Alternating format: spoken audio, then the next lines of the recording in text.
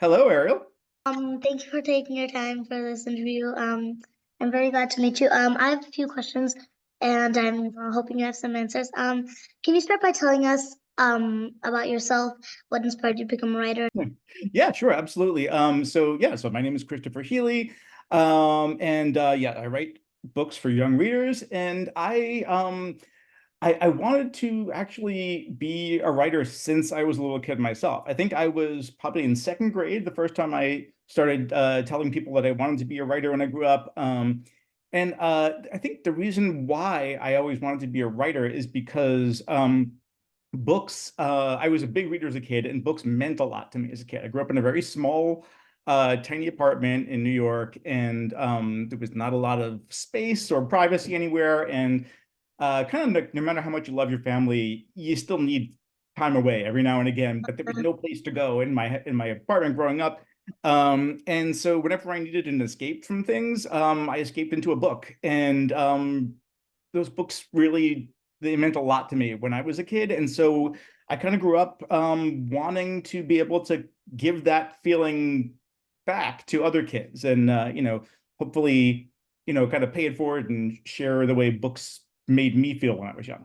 Mm, yeah. Well, last year when I was in second grade was also when I started wanting to become an author. Oh, awesome. Yeah. So what inspired you to write the Hero's Guide series? Um, the specific thing that inspired me to write the Hero's Guide series, which is based on a lot of famous fairy tales, is when my daughter, who was at the time a little younger than you, she's in college now, but back then when this happened, she was very young and she was watching Disney's Snow White and the Seven Dwarfs. And she got really upset and almost like angry at the ending of the movie. And when I asked her why, she said it was because she was like, that prince is so boring. I don't like the prince. Snow White should have stayed with the dwarfs. They were fun. Or she should have stayed by herself. And so that just kind of got me thinking that how the princes in so many fairy tales are kind of dull. They're kind of boring characters who don't have much personality. And that's what inspired me to write a book where I could kind of take all of these Prince Charming characters and hopefully make them more interesting and more fun. Yeah, well, this one, I think the funniest of all is Gustav. Cool. Thank you. Yeah, I like him too. Yeah. Um, so how'd you come up with the title? Um, I really can't take credit for the title myself. When I first wrote the book, the title of it was just The League of Princes. That's what I was going to call it. Yeah. But my editor at the publishing company that I work for, he actually suggested the title of The Hero's Guide to Saving Your Kingdom, and I liked it a lot. And we talked about it because um, it's really not just the princes who are learning to be heroes in this book. So, It's the princesses as well, and even some of the other characters. And dwarves. it's all about and it's all about all these characters kind of learning how to be heroes in their own way. And Mhm. so that's where the title came from. So there's one thing that confused me. Well, not really confused, but I was just very curious about. How do you pronounce dwarves? I like to say dwarves with a V. Yeah. That's the way I like it. It just sounds better that way. Uh, I mean, in writing, it doesn't really make sense, and when you say it, doesn't either. No, saying dwarfs doesn't it I doesn't know. sound as good. I think if you're using it as a verb, like if you're saying something was so big that it dwarfs the small things, then Uh, it sounds right with an F. But if you're talking as a noun, if you're talking about a bunch of dwarfs, it things just are. sounds like you should use the V. Yeah. Yeah. Just like elves. Yeah. Um, that was a very funny scene in the book. Thank you. It was like this conflict that kept on coming random times. Hmm. So I like conflicts about language and complaining about that kind of stuff happens in real life for me a lot. So I do put a lot of that stuff in my books. yeah, sometimes me and my mom argue over things that like are completely useless, like what is the gender of the last child in Peter Pan or something. Yeah. So how did you come up with the characters Leah, Liam, Frederic, Duncan, Gustav, Briar, Andy Brower, the usual. Okay, so the four princes are I tried to basically based them off of the characters in the original fairy tales, Snow White, Sleeping Beauty, Rapunzel, and Cinderella. But I wanted them to be different from the standard Prince Charming characters, but each in their own way. And I wanted that own way to kind of come out of the original stories. So I looked for something that was weird or different or didn't make sense in each of the original fairy tales, and then tried to build off of that. And like so, like in the case of Cinderella, you have this prince who is supposedly he has met the love of his life. This is like his supposed to be his perfect woman, his she's the one that's supposed to be his one true love. But when she runs away from the ball, he doesn't go after her himself. He doesn't look for her himself. He sends off servants to do it. And I thought, well, that's weird. Why could that be? And I decided to maybe it was Yeah, because I mean, like being if it's the love afraid of to. your life, then you just send a bunch And of foot servants. exactly. So there had to be a reason why he didn't go after her himself. And so I thought maybe he was afraid to. And so that's where Frederic is a really Yeah. kind of he's scared of a lot of things. He's a Yeah. very nervous character who has never really been outside much. And so I built the character from that. And I did the same kind of thing with all the characters. Mhm. With Prince Gustav, for instance, in Rapunzel, it always never made sense that I mean, when the prince sees Rapunzel at the top of this tall tower, and he wants like what he needs to do is rescue her. He needs to get her down out of the tower. So, he could have gotten a rope or a ladder or anything like that. But instead, he climbs up into her prison with her, which makes no sense. And I so know. I had to ask, why would he do that? And I built the character out of that this was a character who is so desperate to become a hero that he never thinks about the consequences before he does anything. When he sees the chance to do a heroic deed, he just rushes into it, no questions. Yeah. Yeah. With some of the other characters, like Deep Robber, for instance, who's the Bandit King, who is a very young Bandit King. He's only 10 years old. Yeah. I actually, that character was inspired by my son, who, when he was very little, I asked him like, if he could be a character in a book, what kind of character would he want to be? And he got this really kind of like, sneaky devilish look in his eyes, and he said, I want to be a bad guy. So I decided to make a bad guy like that. I thought, if there was this little boy who wanted to be a bad guy, what would he be like? Yeah. Well, you're right about Deep Robber being young, but intimidating. Not really, but a bit. Yeah, yeah, he is. He can be. He can be pretty intimidating, which Yeah. my son was not at that age.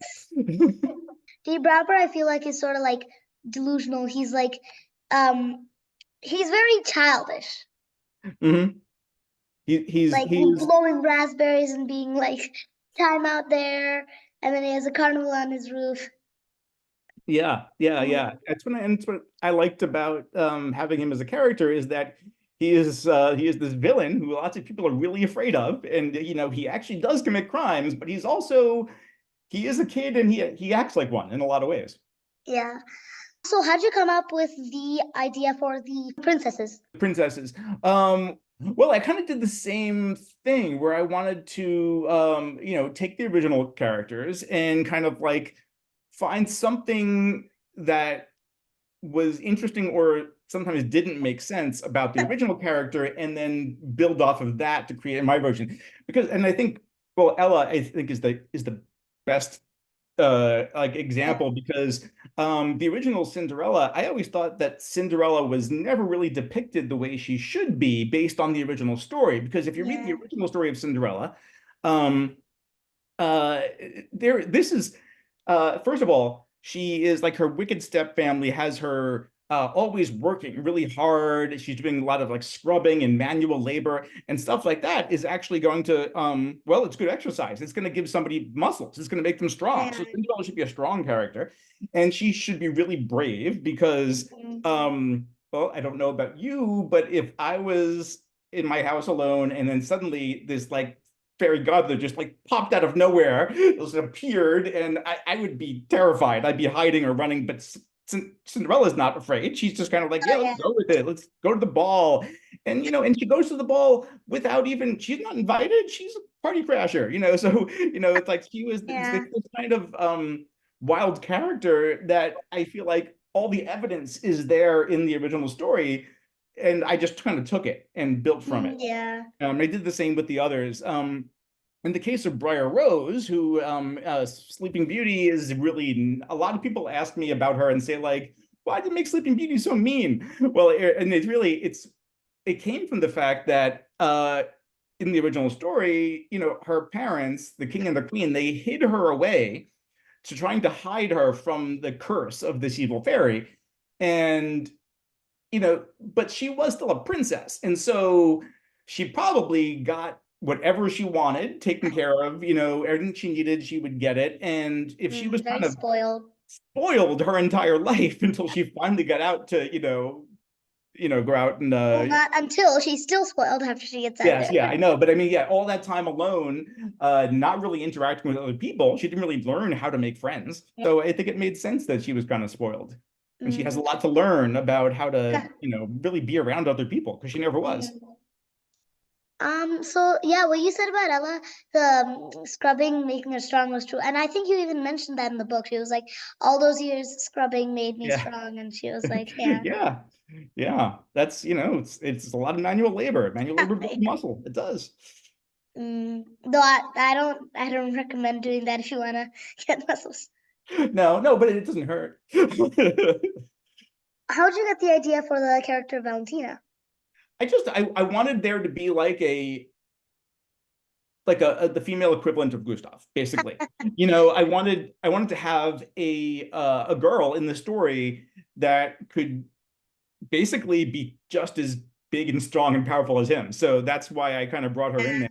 I felt like that was like the one kind of female character that was missing from the story so far in the series at that point. So I brought her in. Yeah. Yeah. I feel like she's very loyal to Ella. Hmm. Yeah, Mm, I think she's very loyal to I think she's just a very loyal person in general. I think that once mm, she makes friends, she's gonna stick by them and she's gonna do yeah. whatever it needs to be. Once she decides she likes you, she is loyal to you. She's there. Yeah. Well, I mean that's the key to having that's the key to having good friends, and that's a very good personality trait.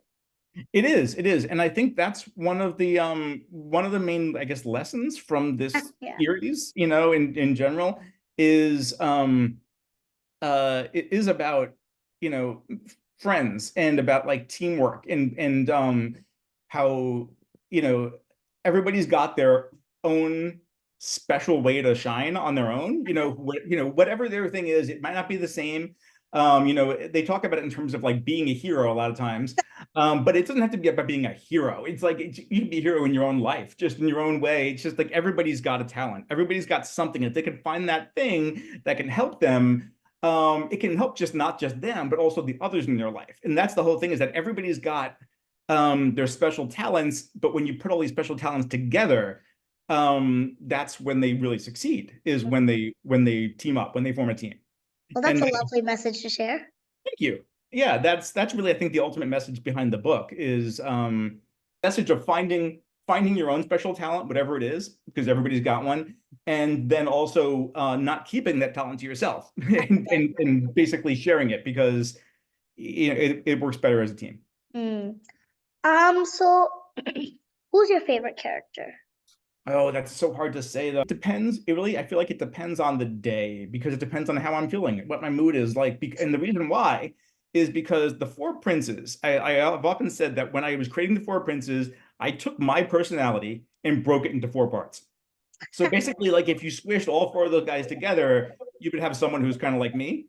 So it depends on the day, and if I'm feeling a little bit grumpier, I might feel more like Gustav. If I'm having a day where I'm feeling a little more of a fancy guy, which sometimes I feel a little fancy, and I just want to like use poetry and art and stuff like that, and I feel a little more Fredericky.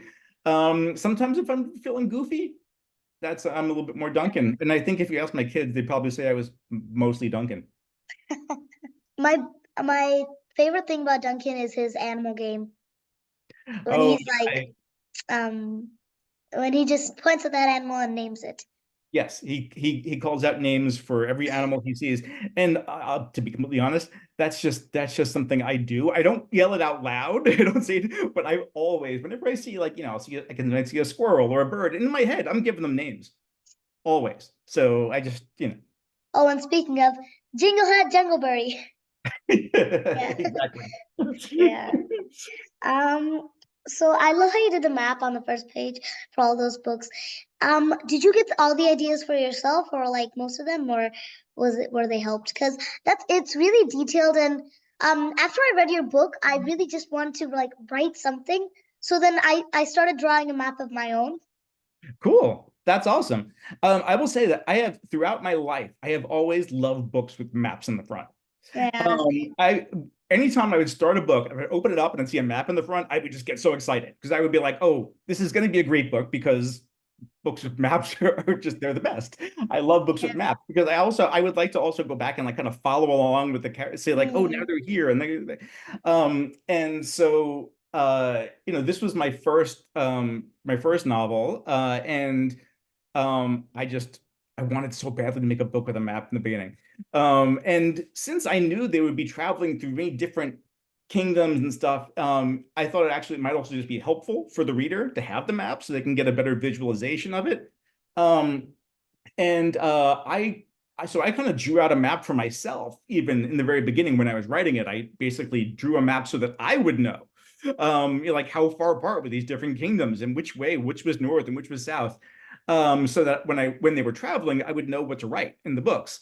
yeah. Um, and so the kind of little map that I drew for myself, we then gave it to the illustrator and told him to make a nice, like a really nice copy of it that could go in the book, so it would look better and look more professional and everything. Yeah, I basically made the original map for myself when I was writing it. Mm. Well, that was a lovely choice. Thank you. Yes. So, are there any interesting or memorable experiences that happened in your life that influenced into the book?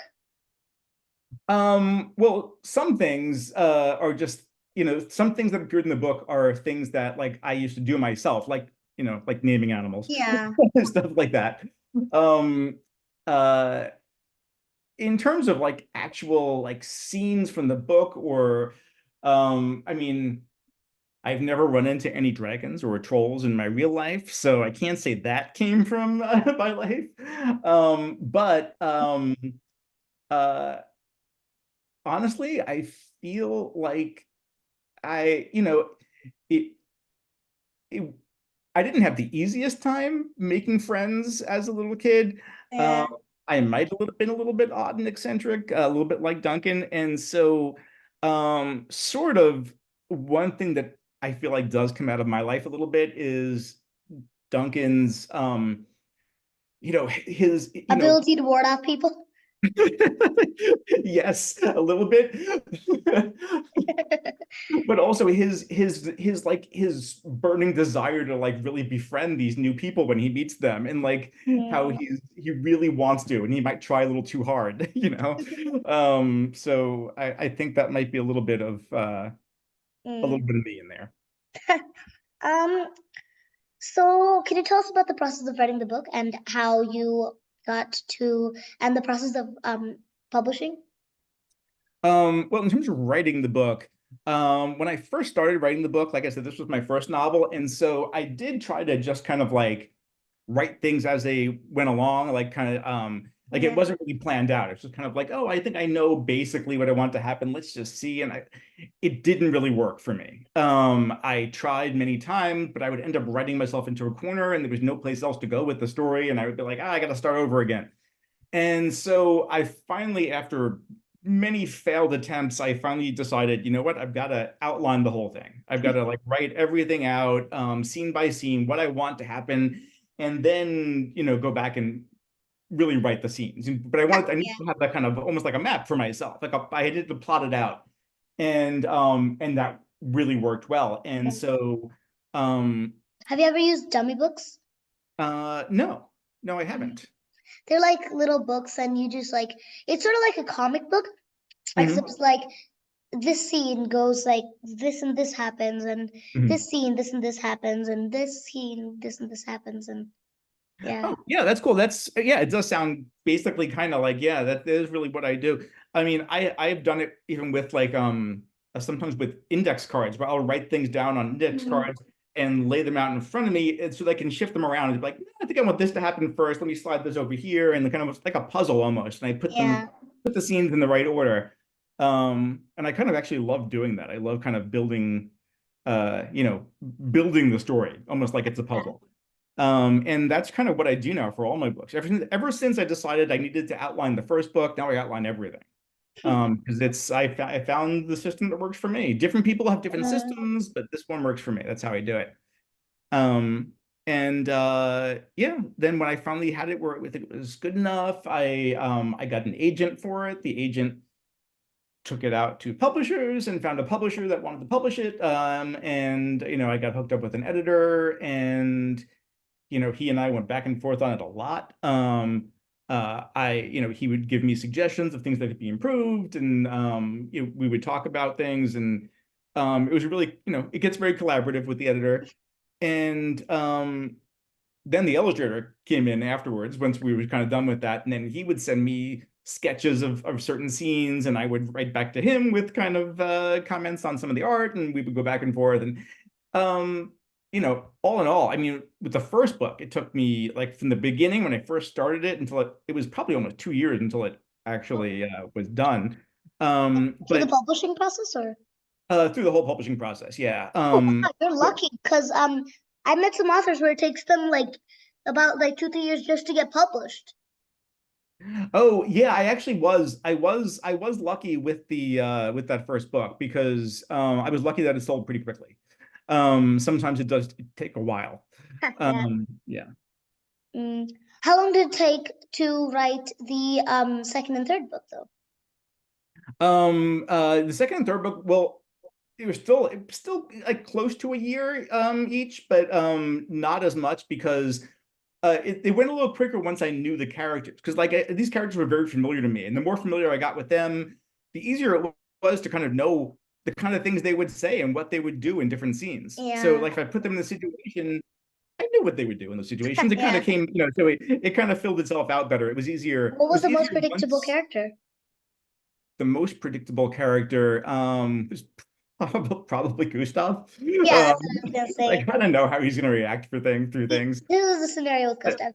but I did. Something happens. He's like, I will be heroic here. Run. Oops. Ends up getting some sort of injury. Nope, not heroic at all. Yep, that is basically the path for Gustav through a lot of it. Yeah. But I still did. I wanted his character to grow over the course of the story. So I Mhm. do have, he does learn things. He does learn to change a little bit. Mhm. I think it's important that all the characters do learn something. They can change a little bit. If you could give advice on to readers who are just beginning to write, what would it be? Um, uh, First of all, I would say if you want to be a writer, then you should also read a lot. Because I think it's Like really use important. it manual or something. It's important to read lots of other books and Mhm. uh see the way other people write. See the, Mhm. and if you really like a book, figure out what you really liked about it. And if you didn't like a book, figure out what you didn't like about it so that you can write something differently. Mhm. And also to kind of really be open for inspiration just every day of your life because like there are like not only the other books that I read but like movies I see, TV shows, a song I hear like might inspire me. I might hear a lyric that like gives me an idea for something. um I could play a game where something that happens in the game might give me an idea. Mhm. It's like all sorts of things can inspire you here and there, and so you kind of have to be open for that. And maybe even take notes, like have little notes of like things like this should be a good scene in a story somewhere. You might not even know what the story is Mhm. going to be, but you thought of a great scene, you write it down. And also not to be afraid of revisions because revisions are that's really where the magic happens as a writer. Yeah, um magic happens and where things get annoying. Like, rewind. But yes, I it's all mean for a greater good.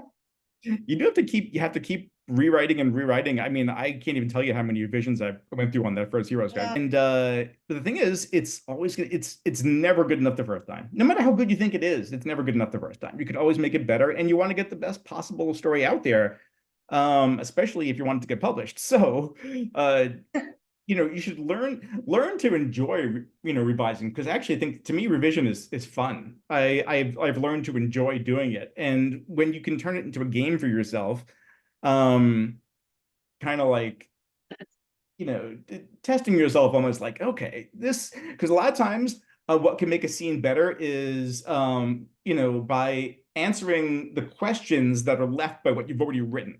Like if you read something, read through it, and if you've written something, read through it and ask yourself, like, what questions can I still answer here? So, and if there's anything that you can, it's gonna just add more to the story. So like if you wrote a scene where you might say there's, like, I don't know, I'm trying to make something up. A thief breaks into a window, but then you realize, oh, I didn't say how they got to the window. And then you'd be like, so how did they get to that windows? And then you might think, like, okay, well, they used a rope and a grappling hook. And then you might say, like, well, but where did they get that grappling hook from? How did they carry it with them if they didn't have a backpack? And then you have to think, like, oh, well, maybe they had the grappling hook tied around their belt, like a waist, like a belt or something. And then that adds more to the character. It makes you come up with details. Any questions you can ask give you more details to add to the So story. an undetailed book is one that's where they're like, huh? What? Yes, exactly. If there were too many questions that the readers are going to ask, That won't be the best book. not as Well, not the enjoyable. best book, but won't be a really good book. No, it might not be. Yeah. So if you could choose 3 words to describe one character from one male character, and choose 3 words to describe one female character, what would those 3 words be? And for which Okay. characters? Do you want to pick a character from the book, and I'll tell you? What about Leah and Dee Brouwer? First, for Princess Leia, it would be uh, smart, feisty, That's true. and I'm trying to think of a word that means she doesn't like to follow the and you know what? Rule breaker. I'm gonna go with that one. Yeah, Yeah. And for Dee Brouwer, immature, uh, egotistical, and maybe hungry. He seems like he's always hungry. He's always eating snacks. Yeah. So, what advice would you give yourself if you went back in time? The advice I would give myself is don't get discouraged, and don't give up, because like I said, I wanted to be a writer when I was like in second grade. But after I first tried to get some short stories published and stuff when I was like in college, and shortly after it didn't work out, I just kind of gave up on it. And it was many years later that I finally decided to try again, and it worked out. So maybe if I hadn't given up on it the first time, things would have happened sooner. Who knows? So are you planning to write more books? I am writing more books right now. My most recent book is a book. Actually, I have it sitting right here. It's called No One Leaves the Castle, and it is a spin-off of the Hero's Guide stories that actually stars Liam's little sister, Princess Leia. And she is I bet this is their next mission. she is kind of the main character of the series. And they're mysteries, and she's kind of becoming a detective. And so this one is already out, and I just finished writing the sequel that I'm just turning into my editor now. So that's it takes place in the same world as the Hero's Guide stories, but you can actually read them without reading the Hero's Guide books. Well, I cannot wait, and I think for Leah, she deserves the title. Leah, the bounty hunter and or detective. Yes. She starts off trying to be a bounty hunter, and kind of more becomes a detective thing. So thank you so much for your time. We were having so much fun. I even lost track of time. This was so much fun. Thank you so much.